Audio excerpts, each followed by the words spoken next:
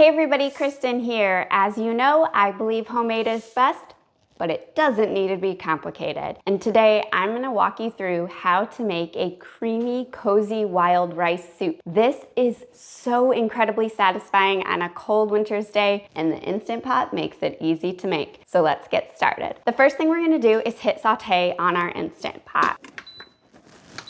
We're gonna add in 2 tablespoons of unsalted butter. You could certainly use olive oil if you don't want to use butter here, but I like the richness the butter adds to this soup. So we're gonna let that melt here for just a minute. Our butter is just about melted there, so we're gonna add in 1 yellow onion that's been finely diced.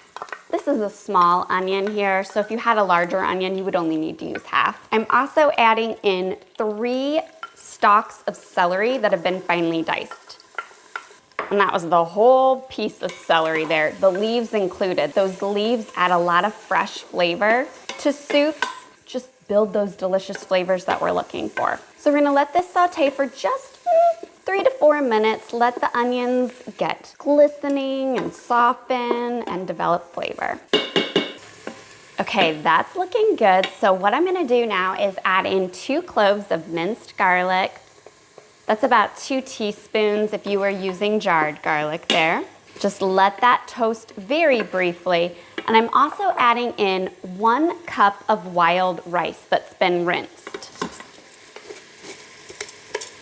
We're gonna let our rice toast here for just a minute as well, develop that nutty flavor. You could also add in 8 ounces of sliced cremini mushrooms or baby bella mushrooms here. That would be delicious. To be honest, my daughter's not really a fan of cooked mushrooms, so I'm leaving them out so that she'll enjoy this soup as well. But mushrooms would be a wonderful addition if you like that. Okay, that looks good. You know the drill. We have to deglaze our inner pot to prevent a burn notice.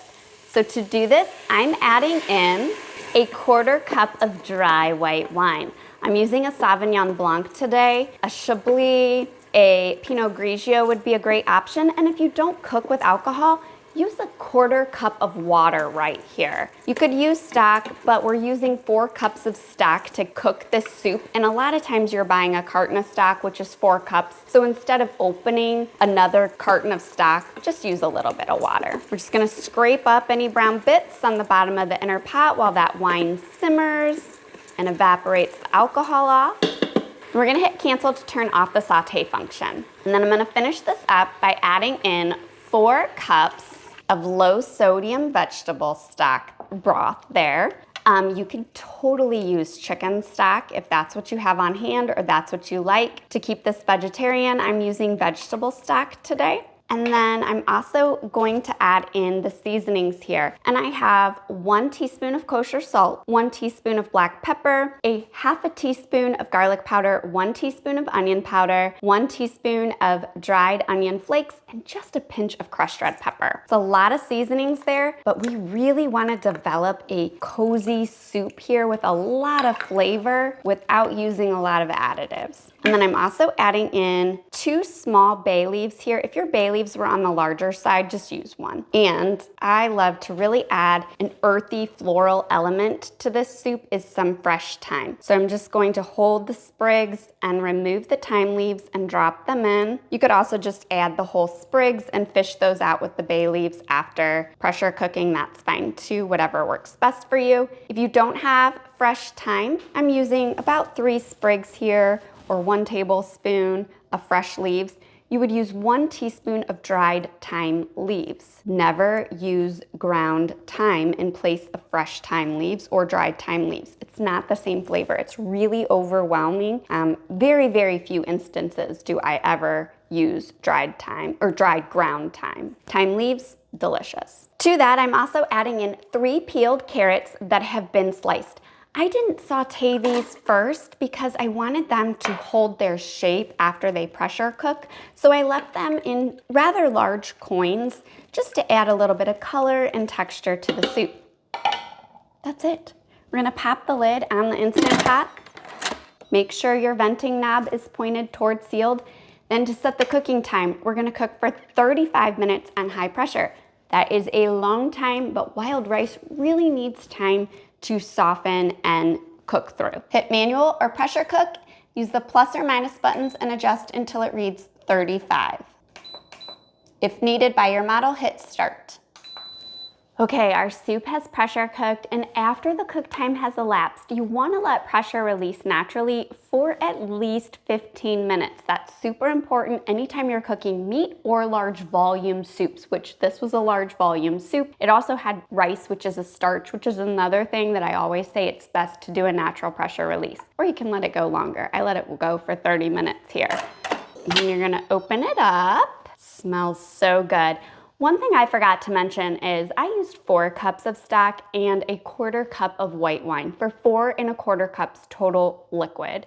If you like a thinner soup, you could increase that to 5 total cups of stock if you'd like. Now, we're gonna finish up this soup here and thicken it with a creamy cornstarch slurry. So I have a 1/2 cup of 1/2 and 1/2 here. You could use whole milk, regular milk. You can use heavy cream if you want something really luxurious. And then 1 tablespoon of cornstarch. So I'm gonna mix that cornstarch into the 1/2 and 1/2 here. And if you have a corn allergy, you can use tapioca starch. And that's a great replacement for cornstarch, 1-to-1 replacement. So what we're gonna do here is turn our Instant Pot to saute and let this come to a bubble and then add our slurry.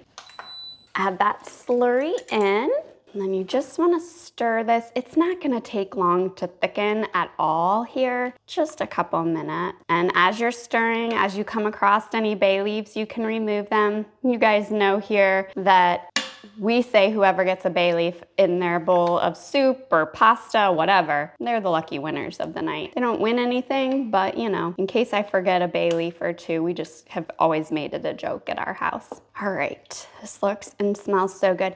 At this point, you could also opt to add in like some shredded rotisserie chicken if you had that on hand.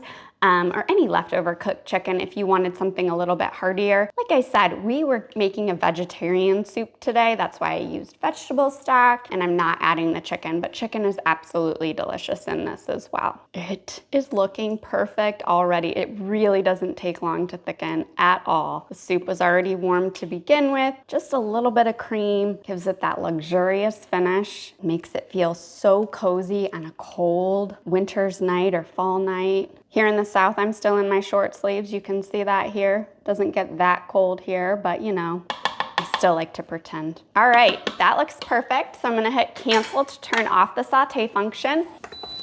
Okay, let's dish this up. Okay, let's go in for a bite here. Wow. It is so creamy. It is pure comfort food. The rice is perfectly cooked. The carrots didn't disintegrate. They've still got nice texture to them. The celery adds so much nice fresh flavor. It is cozy, it's creamy, it's easy to make, it's affordable. You guys are gonna love this recipe. And if you're looking for another cozy Instant Pot soup, be sure to catch my next recipe where I walk you through how to make chicken and orzo soup. Until next time, happy cooking.